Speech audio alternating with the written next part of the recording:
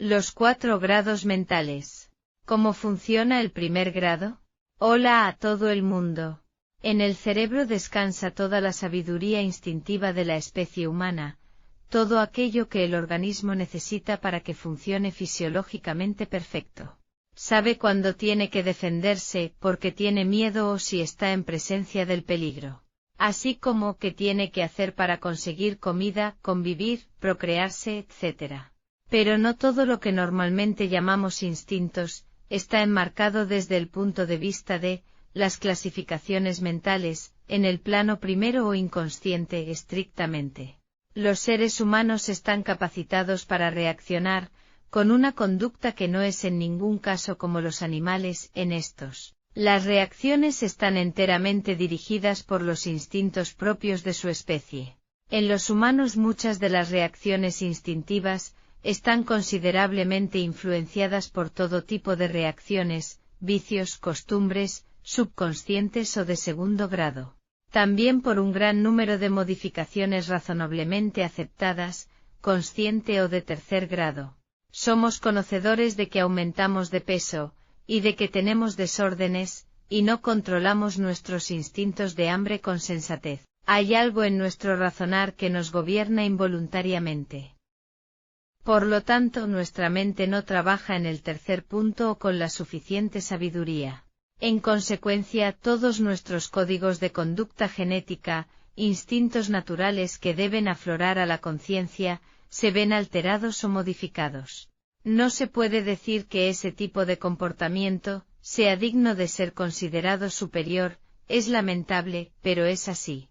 Si una vez reconocido ese proceder, anulamos los mecanismos para rectificar o no los buscamos, nunca podemos decir que somos controladores de nuestro ser. Estamos gobernados por los instintos o por las irreflexiones psicológicas. Para que los códigos más viejos de la conducta humana o instintos tengan carácter de incontrolados o reflejos primer grado, tienen que hallarse totalmente limpios de influencias subconscientes, segundo grado, o juiciosos, tercer grado. Esto es muy difícil en una mentalidad empobrecida, sobrecargada, enturbiada, desviada de la realidad consciente, o lo que es lo mismo de segundo grado, subconsciente. Podemos poner otro caso citando el proceso de crecimiento, que se produce totalmente ajeno a la voluntad y a las influencias psicológicas.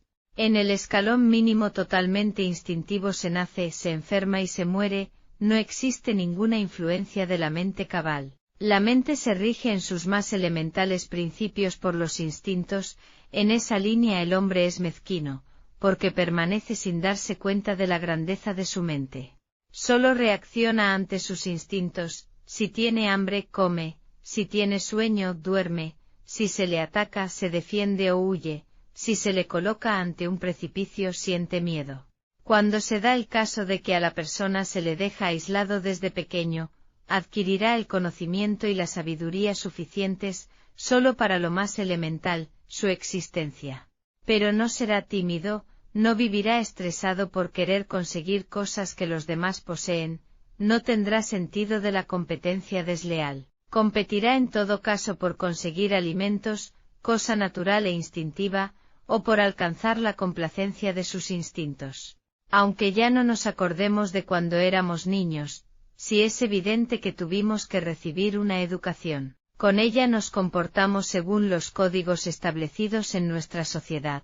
Si se hace con sentido común, en cierto modo es aceptable para una convivencia social, pero eso no quiere decir que sean lógicos, con arreglo a nuestras estructuras fisiológicas.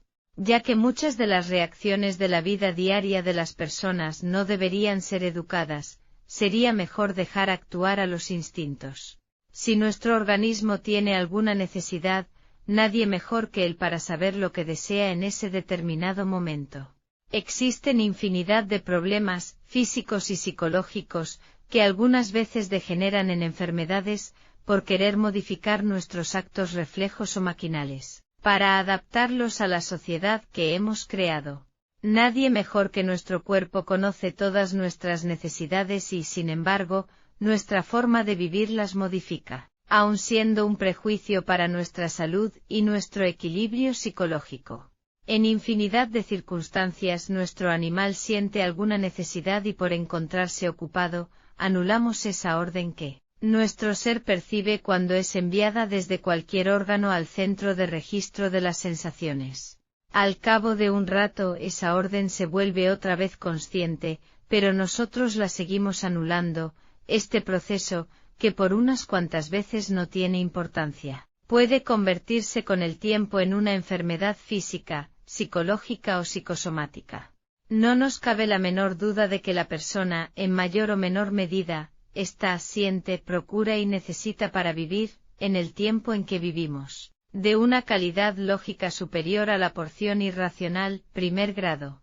Pero siempre procurando no olvidar nuestros instintos que son necesarios y lógicos, desde una perspectiva consciente, tercer grado. Pues de otro modo, esos instintos naturales y necesarios que todos poseemos, pasarían a ser gobernados por todo lo que tenemos acumulado en la mente, experiencias, desilusiones, educación, que no siempre es acertada, y también por todo tipo de egocentrismos. En ese caso, todos los instintos pasan a ser desordenados y extremos, como son, todo tipo de aberraciones, asesinatos irracionales, desviaciones sexuales, etc. Cuando tenemos noticias de que se ha producido algún tipo de acto, que escapa a la lógica común, podemos pensar que ha sido un instinto gobernado por una mentalidad desordenada.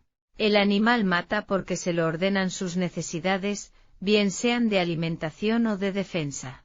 Las personas, no teniendo esas necesidades para hacerlo, cuando lo hacen cargan contra la víctima todo tipo de patologías psicológicas.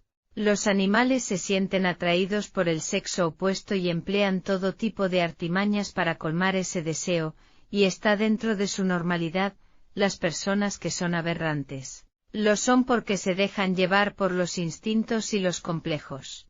Otro control que tenemos que llevar a cabo, es procurar que los instintos, primer grado, no rebasen el control psicológico, segundo grado, pues si lo consiguen dominarán el consciente, tercer grado, dejando al cerebro fuera del control normal, pasando así a producir la enfermedad física o psicológica, que no deja o impide tomar conciencia del mundo real. Ninguna necesidad instintiva debe influenciar en las reacciones de nuestra vida diaria. Esto es muy difícil de controlar, pues si nosotros estamos hablando con una persona, y en el fondo de nuestro cerebro el deseo sexual, de hambre, sueño o cualquier otro, está aflorando a nuestra conciencia, estamos actuando con el influjo de ese deseo. Para algunas personas estos deseos son tan fuertes, que viven en un eterno calvario, entre lo que representan al exterior y lo que sienten por dentro, a veces sin darse verdadera cuenta de la influencia que tienen en sus comportamientos. Por suerte, por poco desarrollo ingenioso que tenga una persona sana, nadie está en la frontera mínima. Lo que significaría tener menos cálculo que los animales. También es verdad que en determinadas circunstancias, algunas personas actúan y se comportan como animales, con unos instintos más bajos que las bestias. Creo que el hombre ha adelantado todo lo que ha desarrollado en este mundo, precisamente para satisfacer sus más bajos instintos y necesidades animales. Sin embargo, eso no quiere decir que nos comportemos sin gobierno. Como decía Sigmund Freud, el mundo está movido fundamentalmente para satisfacer nuestros instintos sexuales. El primer grado mental tiene su importancia cuando tomamos conciencia de que existe, y que puede, en un momento, gobernar nuestros comportamientos, si lo dejamos demasiado libre. También es oportuno tener en cuenta que si nosotros actuamos, en cualquier situación, únicamente para satisfacer las necesidades fisiológicas, no participamos de la realidad. Es el cuerpo el que se complace, el ser, el consciente, no toma razón de lo que se produce, no lo disfruta y tampoco lo puede transmitir. Si anulamos esos instintos caprichosamente, pueden convertirse en nuestro enemigo fisiológico. Por lo tanto, vivenciemos todos los instintos y complazcámoslos desde el más estricto raciocinio, pues de otro modo nos sumirán más profundamente en el grado irracional. Bien o mal, el primer grado se purifica casi totalmente por medio de la educación que recibimos. sobre todo en lo que concierne al comportamiento con la sociedad. Esto no se hace, esto no se dice, esto es tabú, delante de las personas no se hacen estas necesidades, etc. En eso consiste casi toda la educación que reciben algunos. Luego en la vida privada, los comportamientos son muy diferentes, pero eso es otra historia. Y más adelante se empiezan a exteriorizar los comportamientos que se han ido adquiriendo a consecuencia de la experiencia y lo vivido, convirtiéndose en lo que llamamos personalidad.